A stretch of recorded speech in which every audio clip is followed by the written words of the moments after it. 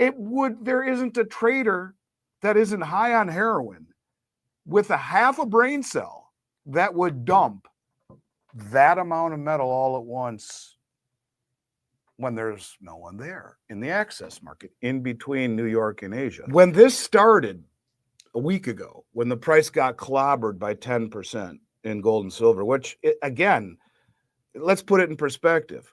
The S&P 500, which is in the midst of the greatest AI tech boom in history, maybe other than the internet, maybe better than, gold has quadrupled its performance even with this pullback this year.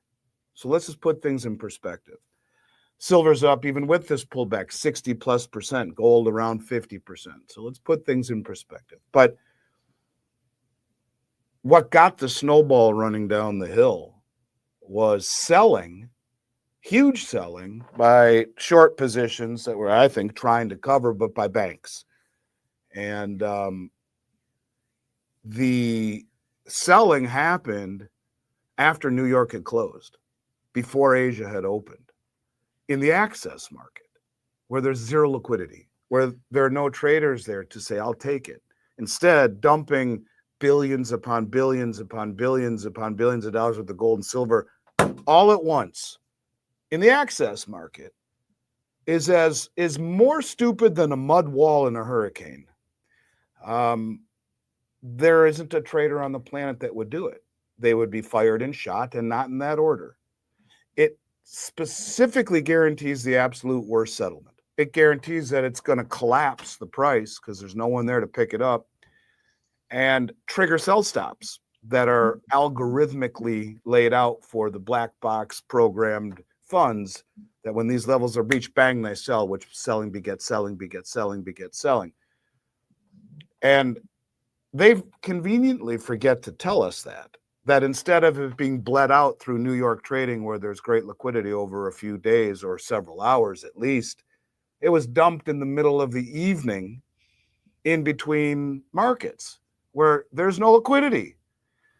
That trader guaranteed himself the worst settlement, or as I've said on your show a few times after things like this, a drive-by shooting.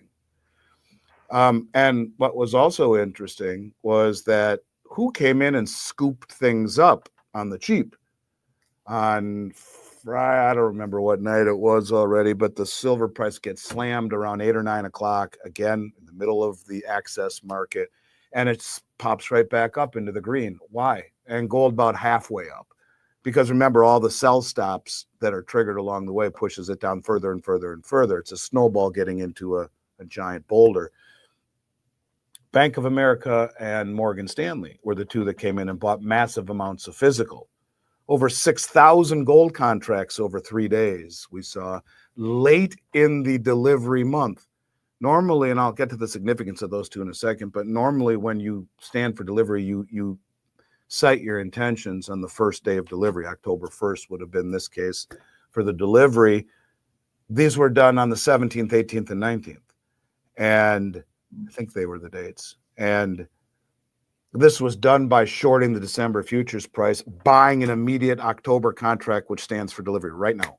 So it set a record 3 days in a row for deliveries that late in the delivery cycle. We've already, put on my glasses here, we've already delivered this month alone, by the way. This month alone, we've delivered into COMEX 58,639 contracts of gold times 100 ounces. It's 580,000 ounces of gold. I mean, so who's taking all of this gold every single month? Well, I think it's Bank of America and Morgan Stanley. That's what Michael Lynch says. He showed proof that they came in. Well, why is that significant? Well, Morgan Stanley just came out and changed their 60-40 allocation model that's been Wall Street mantra for over 50 years. 60 stock, 40 bonds. You just do that in a period of falling interest rates, you retire wealthy. And they said, no, it's 60-20-20, their chief investment officer said. And then Bank of America, Michael Hartnett, their highfalutin analyst who charges 10 grand for his letter or more, no, 25, 25, 25, 25. 25 stock, bonds, short-term treasury, gold. So you got Wall Street analysts at the highest level speaking to institutional traders saying 20 to 25% allocation in gold. They've never done that. And they're the ones who came in and bought it right up the physical.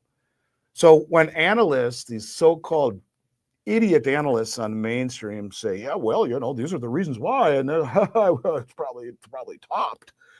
Well, maybe they should say, but by the way, they dumped it when no one was there.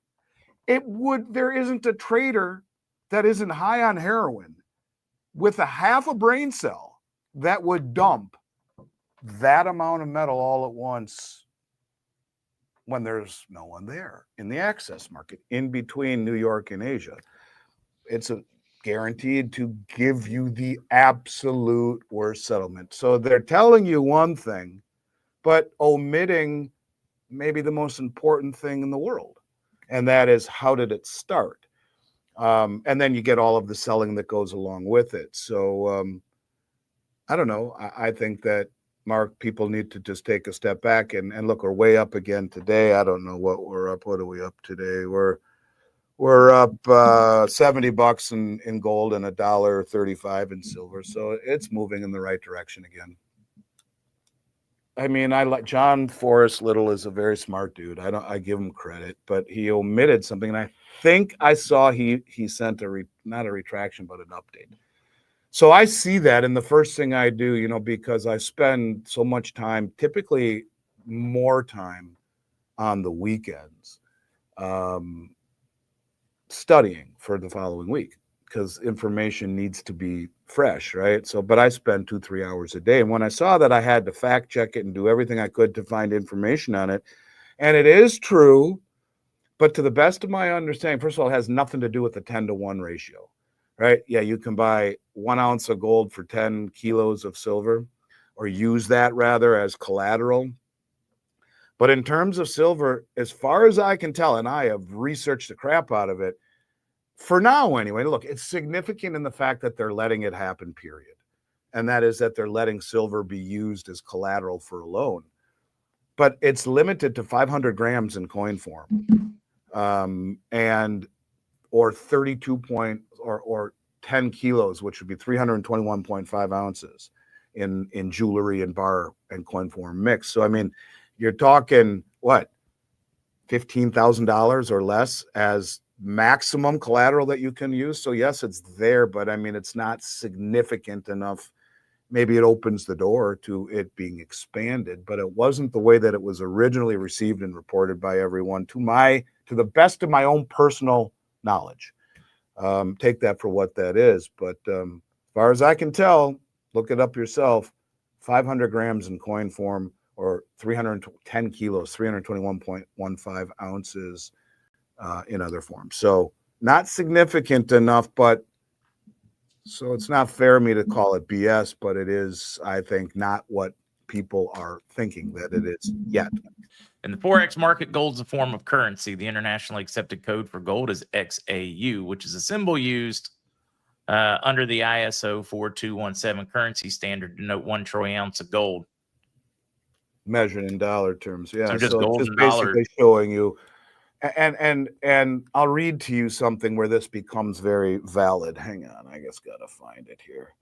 And so to his point, okay.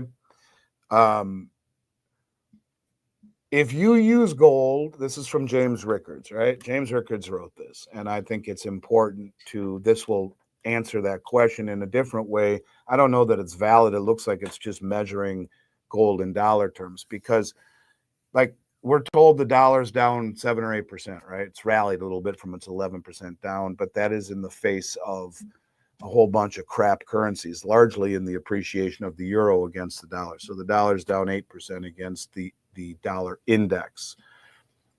Other currencies. But as Rickard says, if you use gold as a way to measure the dollar, don't look at the dollar price per ounce. Instead, ask what weight of gold you get for $1. The answer in 1971 was 0.02857 ounces. The answer in 1980 was 0.00125 ounces. That's a 95.6% devaluation in 9 years. That was the real collapse of the dollar, but everyone missed it because they were looking at the yen, the sterling, and the Deutschmark, measuring it against other currencies. If you had the same devaluation measured by weight of gold today, then gold would be over $94,000 per ounce. Again, there's your devaluation. I'm not necessarily forecasting that price level, but history says we should not rule it out.